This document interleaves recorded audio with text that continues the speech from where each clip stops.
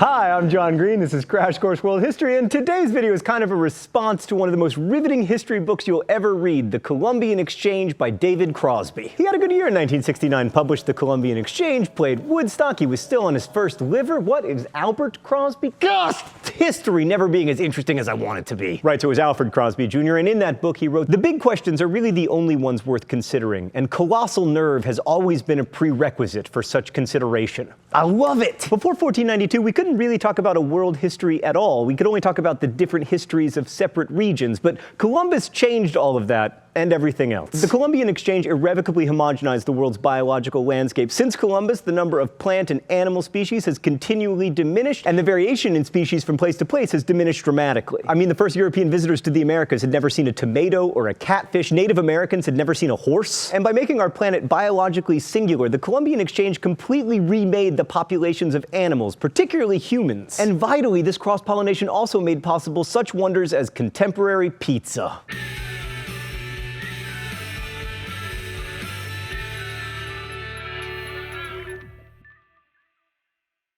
So we're going to break Columbian Exchange down into 4 categories. Diseases, boy, you're looking good, smallpox. I'm glad you've been eliminated. Animals, plants, and people. Mr. Green, people are animals. Yeah, that's true of me from the past, but just for the sake of simplicity. Also, if you think about it, microbes are kinda animals, and plants are too. I mean, oh my God, shut up before I kill you and create a time travel paradox. Microbes, like those hairy blokes back there, were a definite negative in terms of the Columbian Exchange. Terminology is hard here, but the majority of Caribbean islanders, or Native Americans, or Amerindians had exactly one response to the arrival of Europeans: death. We can't be sure how many natives died as a result of European arrival, but it was definitely more than 50%, and some estimates place it as high as 90%. Historians used to blame European brutality, which was definitely a factor, but the main culprit was disease. Smallpox is usually seen as the villain of this story, but it's more likely that a series of diseases in combination did the damage. Along with smallpox, Americans were killed by measles and mumps, typhus, chickenpox, none of which they had been previously exposed to. This astonishing decrease of population was definitely the worst effect of these diseases, both psychologically and demographically, but the secondary effects were almost as bad. For one thing, the deaths of Aztec and Incan rulers touched off wars, which in turn made it easier to spread disease because, you know, the #1 way to catch smallpox is via hand-to-hand combat. Plus, leaders kept dying. Huayna Capac, the leader of the Inca Empire, succumbed to smallpox before Pizarro even arrived. His death led to a violent succession struggle between his sons, which was won by Atahualpa, who in turn was captured and killed by Pizarro. And without that war, the Inca would have had a much better chance against the Spaniards, whose numbers were comparatively tiny. A similar thing happened to the Aztecs. The Moctezuma who eventually lost to Cortez was the nephew of a much more powerful king who died of smallpox. And the death of that great king encouraged some of the smaller states in the Aztec Empire to rebel, and some of them even fought for the Spaniards. And another side effect of disease was starvation, because there simply weren't enough people left to grow crops to feed the living. And then malnutrition made survivors that much more susceptible to disease. In short, it sucked. The transmission of disease largely went one way, from the old world to the new, but the Americans did have one gift for Europe: venereal syphilis. It showed up in Europe around 1493, and even though Europeans are very fond of ascribing syphilis to each other, Italians called it the French disease, the French called it the disease of Naples, Poles called it the German disease, Russians called it the Polish disease. The truth is, venereal syphilis was spread by sailors who'd returned from the Americas. In fact, in his book, The Columbian Exchange, Crosby tells it like this: "Sailors, by the nature of their profession, are men without women, and therefore men of many women. We can imagine no group more perfectly suited for guaranteeing that venereal syphilis would have worldwide distribution." Who says history books are boring? Syphilis would go on to infect a veritable who's who of Europe, from Baudelaire to Gauguin to Nietzsche, not to mention numerous family members of the famously infertile Tudor and Valois families, meaning that syphilis may be responsible for many of those miserably boring dynastic power struggles of post-Columbus Europe. Anyway, nothing against syphilis, but it pales in comparison to the devastation wrought by old world diseases arriving in the New World. But the New World did have one gift for the old world that was pretty destructive: tobacco. Oh, it's time for the open letter, and there's been a costume change? That doesn't bode well. An open letter to tobacco. But first, let's see what's in the secret compartment. Don't be cinnamon, don't be cinnamon, don't be... Dang it! I guess that I'm going to do the cinnamon challenge. I am not happy about this, Stan. For the record. All right. I'm going to do the cinnamon challenge. 1 tablespoon of cinnamon in my mouth, no water.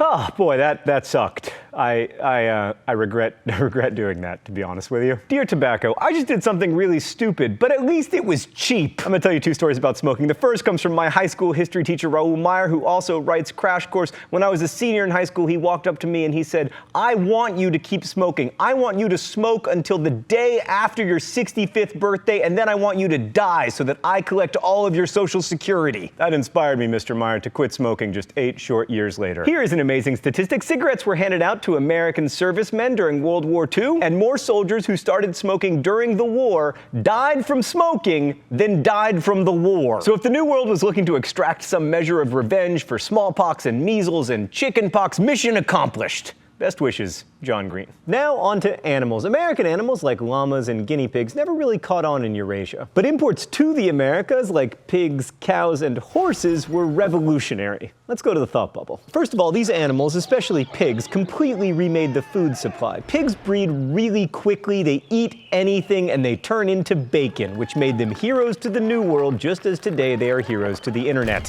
Here's how quickly pigs breed. When Hernando de Soto arrived in Florida in 1539, he brought 13 pigs. By the time of his death, there were 700.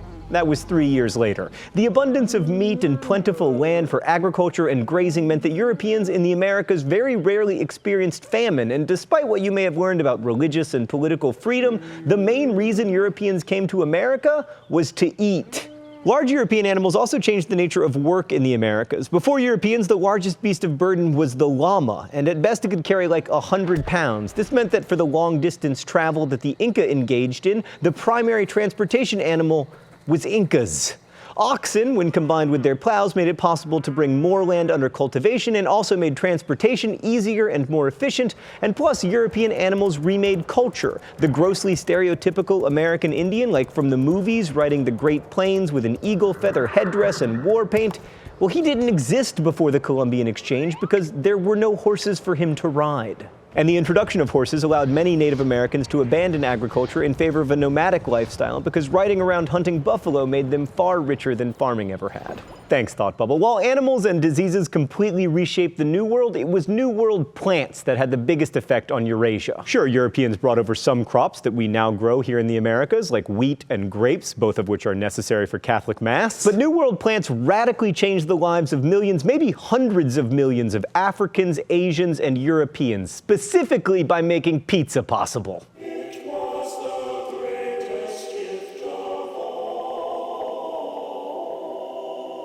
I mean, until 500 years ago, Italians lived without tomatoes, without modern pizza or marinara sauce or pizza or ketchup or pizza or even pizza. Indians lived without curry, which contains chilies, a New World food. Persians lived without corn, which is a New World food, as are beans and potatoes and avocados and peanuts and blueberries. The list goes on and on. And these New World crops led to probably the greatest population increase in history. To quote Crosby, "It is crudely true that if man's caloric intake is sufficient, he will somehow stagger to maturity, and he will reproduce." And New World food was far more caloric than Old World food, which is the central reason that the world population doubled between 1650 and 1850. Plants like corn and potatoes could grow in soils that were useless for Old World crops. Potatoes were actually introduced to Europe as an aphrodisiac, but it turns out that you have to distill those potatoes into vodka before they have the desired effect. Anyway, if potatoes are an aphrodisiac, the Irish quickly became the hottest people on earth. An acre and a half of potato cultivation could feed an Irish family for a year, and the average Irish worker often ate 10 pounds of potatoes every day. Surviving primarily on potatoes, the Irish more than doubled their population between 1754 and 1845 when the potato famine showed up and ruined everything. And it wasn't just Europe. Manioc, or cassava, is a New World plant with roots that provide more calories than any other plant on Earth, provided they are properly processed, otherwise they're poisonous. Manioc is so prevalent in Africa that many Africans swear the plant is native to the continent, but it isn't. Nor are sweet potatoes, and while New World grains never replaced rice in Southeast or East Asia, the sweet potato is so common that it is known as the poor person's staple in China. Even in Japan, the tomb of the farmer who is reputed to have first brought them to the islands is known as the Temple of the Sweet Potato. And it's also worth noting that corn, while it may not feature prominently in European diets, has been the central source of food for animals in Europe for centuries. And in fact, that's still the case. In 2005, 58% of the corn grown in America went to animal feed, is the kind of thing you learn when you live in Indiana. All right, so last but not least, the Columbian Exchange involved the transfer of lots of people. Again, in the early stages, this movement was mostly one way, with Europeans and Africans, the Africans usually against their will, making their way to the Americas. So the Columbian Exchange led to the repopulation of the New World following the disease devastation of the initial encounter, and better nutrition allowed the population of the Old World to grow, which in turn placed population pressure on Eurasia, which led to more people coming to the Americas. In the process, the world's human inhabitants became more genetically and ethnically interconnected, but it also led to the horrors of Atlantic slavery, which we'll be discussing next week. What are we to make of the Columbian Exchange? It devastated the population of the Americas, it led to the widespread slavery of Africans, but it also allowed for a worldwide population increase, and the lives of some natives, including plains tribes like the Lakota, became better and more secure, at least for a while. Fewer people have starved since the Columbian Exchange began, but the diversity of life on Earth has diminished dramatically, and planting crops where they don't belong has hurt the environment. So on the whole, should we be grateful for the Columbian Exchange? And should we work to continue and deepen its legacy of globalism and monoculture? Crosby didn't think we were better off. The Columbian Exchange has included man, and he has changed the old and new world, sometimes inadvertently, sometimes intentionally, often brutally. It is possible that he and the plants and animals he brings with him have caused the extinction of more species of life forms in the last 400 years than the usual processes of evolution might kill off in a million. The Columbian Exchange has left us with not a richer, but a more impoverished genetic pool, and we, all of life on the planet, are the less for Columbus, and the impoverishment will increase. But let's give you the last word today. Do you agree with Crosby? Are longer, healthier lives for more humans worth the sacrifice of an impoverished biosphere? And most importantly, how will your conclusions about those questions shape the way that you live your life? Thanks for watching. I'll see you next week.